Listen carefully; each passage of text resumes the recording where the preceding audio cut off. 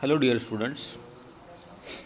In today's lecture I will talk about antitranspiration and guttation. So these are again one of the another or other physiological phenomenons or physiological process which generally observed in the plant.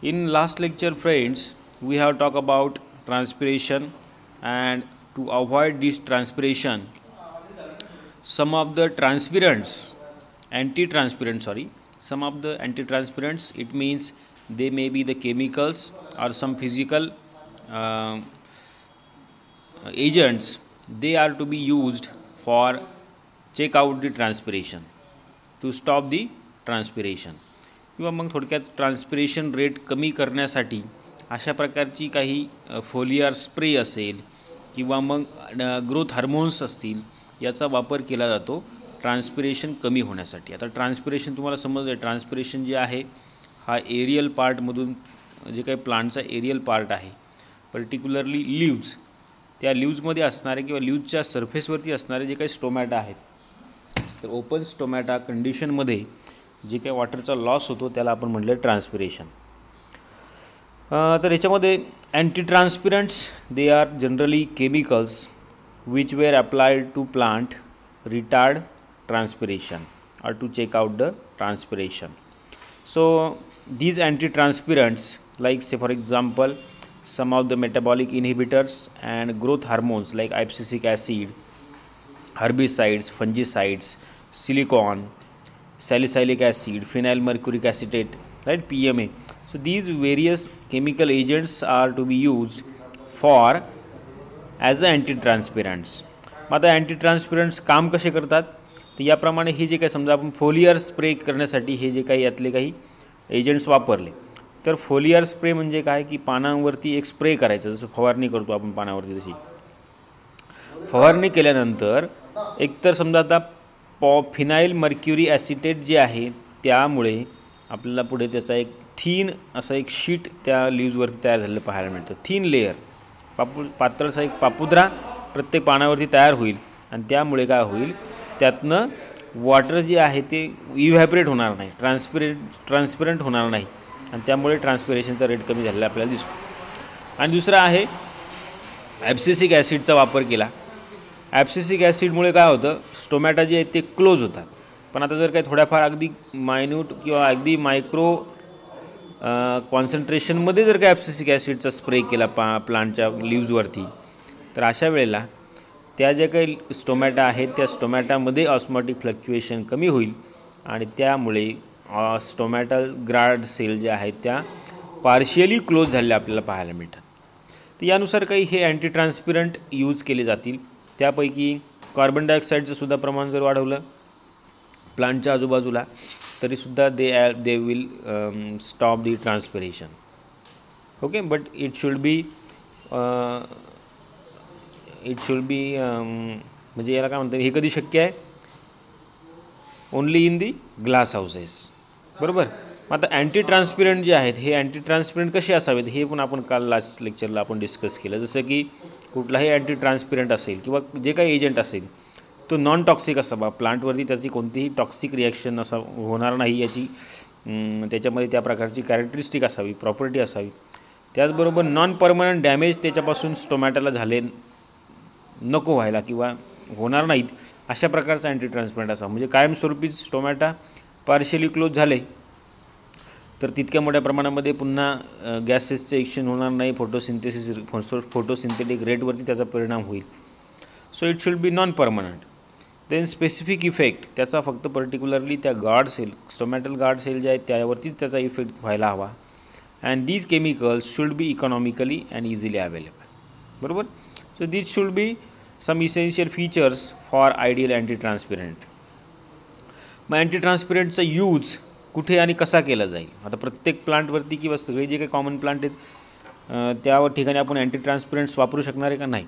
तर मग आता particularly agriculture फील्डमध्ये किंवा horticulture फील्डमध्ये ज्या ठिकाणी पाण्याची कमतरता आहे किंवा वॉटर स्कॅर्सिटी आहे किंवा जे एखादं प्लांट आहे की जे मोठ्या प्रमाणामध्ये ट्रान्सपिरेशन करतं किंवा त्या प्लांटचा ट्रान्सपोर्ट करत असताना जे काही इव्हॅपोरेशन होणार आहे त्यातनं जे काही वॉटर लॉस होईल आणि ते डॅमेज होण्याची शक्यता आहे, अशा वेळेला हे अँटी ट्रान्सपिरंट्स वापरले जातात.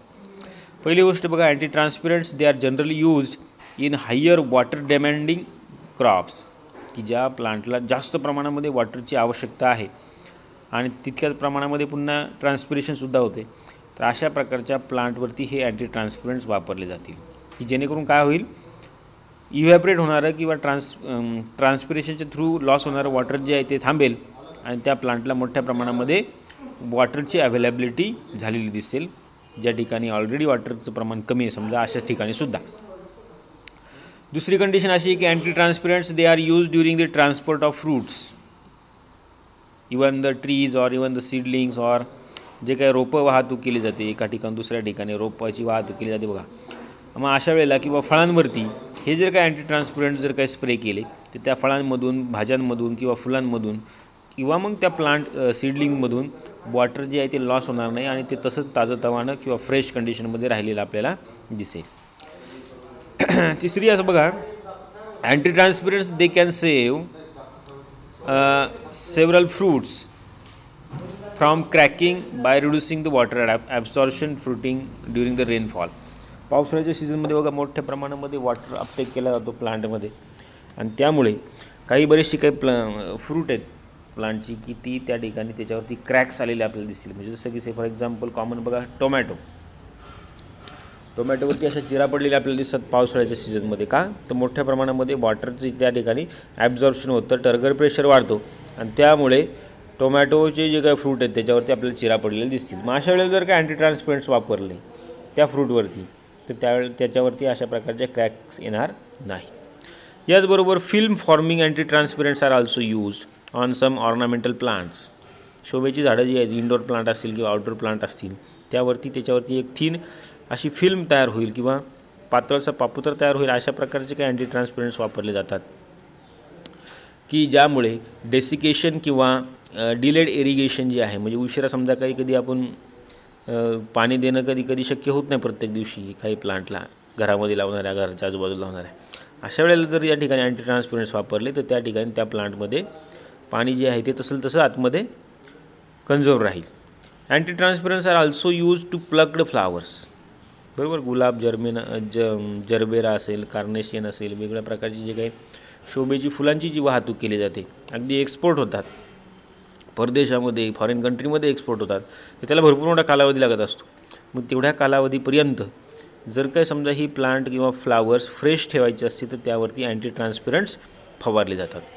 त्याचबरोबर काही लॉन असतील किंवा काही ऑर्नामेंटल प्लांट असतील, त्या ठिकाणचं जे काही ग्रास आहे ते सेव्ह राहण्यासाठी, ड्राय होऊ नये, बरोबर, अशा वेळेला मग त्यावरती अँटी ट्रान्सपिरंट फवारले किंवा स्प्रे केला जातो.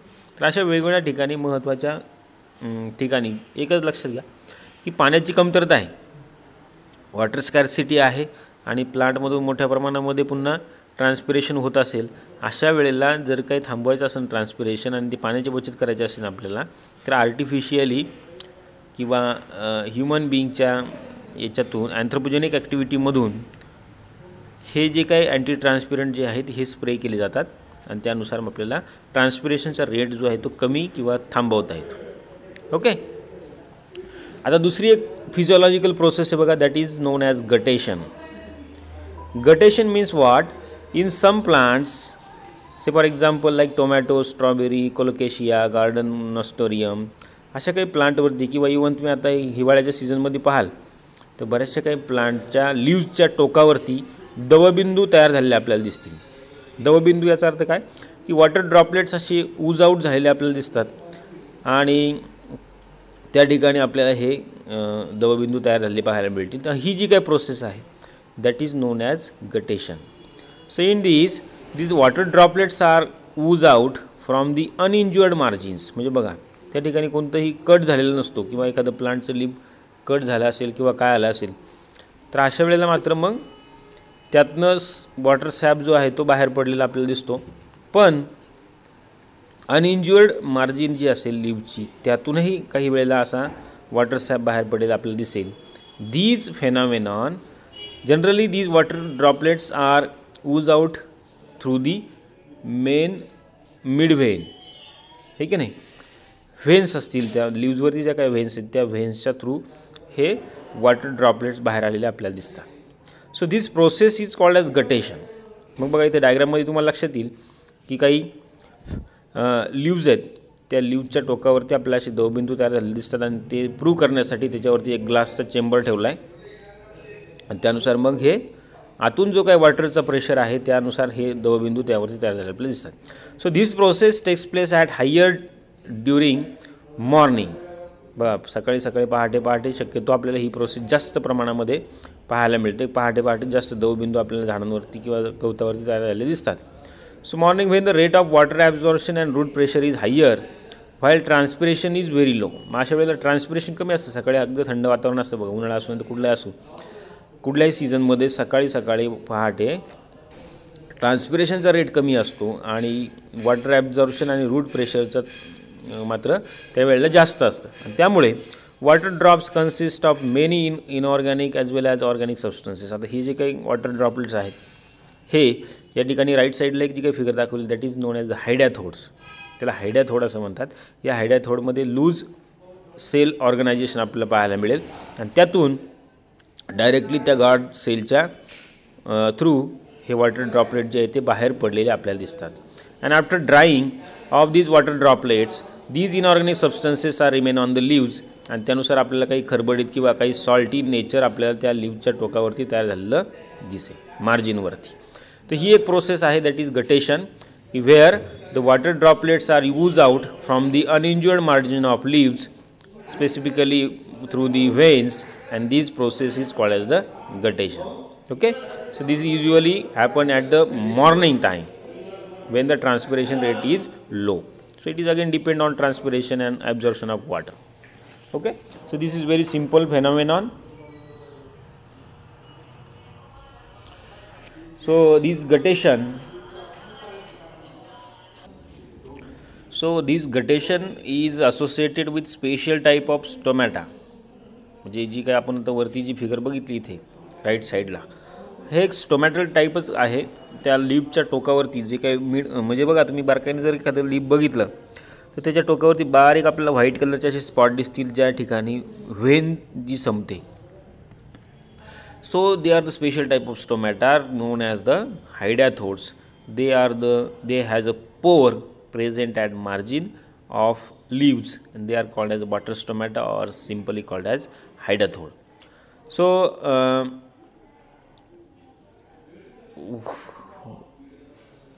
at the surface of leaves they shows that each hydathode consists of water pore and which is permanently open.